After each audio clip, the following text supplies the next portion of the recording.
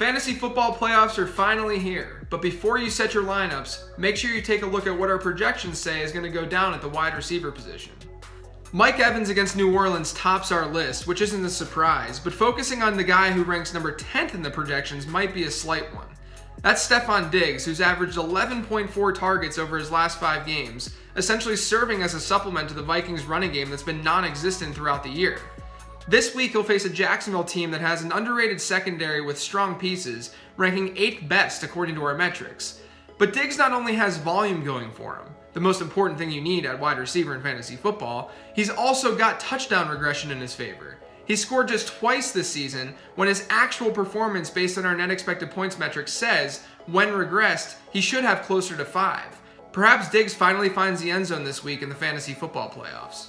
A bit further down the list is Emmanuel Sanders, who's ranked below teammate Demaryius Thomas this week. But Sanders is the guy who's second in the NFL in target market share, seeing 114 targets to Thomas's 103 this year. He could easily see more volume than Thomas in this contest. And that'll be big against Tennessee, a secondary that ranks second worst in the league according to our numbers. They've been atrocious against wide receivers too. Since week 6, that's 7 games, they've allowed 6 top 7 wide receiver performances in PPR leagues and 8 top 14 ones. Both Bronco receivers should be good in this one. For numberFire, I'm JJ Zachariason.